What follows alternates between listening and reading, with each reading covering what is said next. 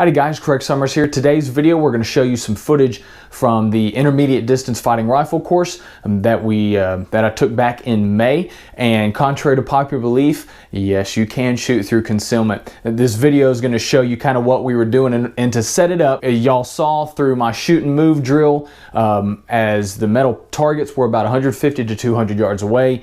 You engage each target as your instructor calls it out, and then after each engagement you move to a different position. He calls out another target, you engage it. Same concept, we're moving it to a different part of the range.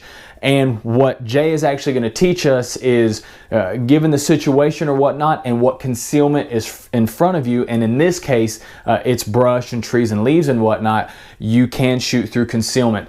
You'll hear the targets or the steel targets being hit with a definite ping, but they're about 150, 200 yards away.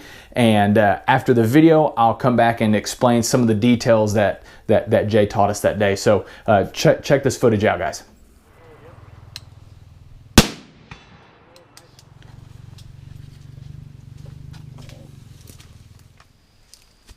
I bet we could get it from the road back there.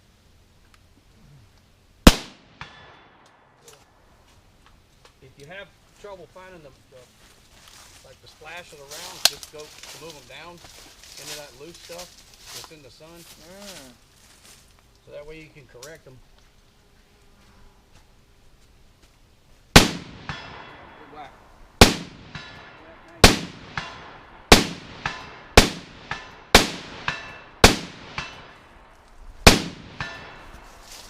Show off. All right, Garrett. It's on for everybody else. Now, how many shots would you want to take from a position like this? Well, that depends, man. Like sometimes you might just be stuck to this because all the other good ones are taken. Like it never fails. Wherever you want to go run and get up into, there's some other dude already there. But how long until you'd want to move, I guess? When you hear the bullet wasn't. All right, hold left. Hold left. But what if they drop an artillery round on me? Well, should have left before then. Find that artillery spotter. The guy with the binoculars. You want to shoot him?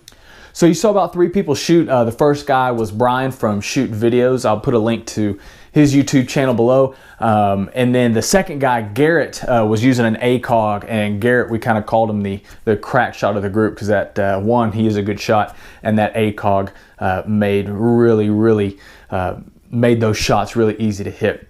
So couple things shooting through concealment, and in this case I'm primarily going to talk about shooting through brush and leaves and whatnot. In this situation, we tried to find somewhat of an open area where we could see the target and we could get somewhat of a clear shot. Maybe you hit a few leaves, but you were not hitting anything major like a branch or a tree or whatnot. So you actually could get somewhat of a clear shot to that target. Now, here's the deal, is once you have made that shot, you have just given away your position. One, the noise, and then two, depending on if you're on the ground and you're in a concealment and you shoot, that's why you see a lot of times snipers will actually wet the ground in front of them to keep that dust from rising up. But once you shoot, you've given away your position, the noise, and then also the rustling of the leaves and the branches or whatnot. The enemy can typically see that. Another thing I wanted to point out is it's the same concept in if you're in a low light situation. In low light, it's called backlighting, where you're in a dark environment, but let's say you're in front of a window that is lit and it actually shows your silhouette. In the situation that we were in, one of the things Jay pointed out is you got to be aware of what's behind you, or what is behind you has to be pretty close to what's in front. That way what the enemy sees is just one-dimensional. Now, if you have some brush and some trees and whatnot in front of you and there's nothing behind you but let's say like clear skies, they can easily see the outline of a human through that concealment. So just be aware, if you are shooting through the type of concealment that we were shooting through, you got to make sure that your backdrop is basically the same media or the same concealment that you're shooting through. As I said, you don't want to get backlit from that. And one last point, as it kind of points to one of the first things I said, is when you shoot through that concealment, you're giving away your position. As you saw in that shoot and move video that I did before, this is where it kind of ties into it.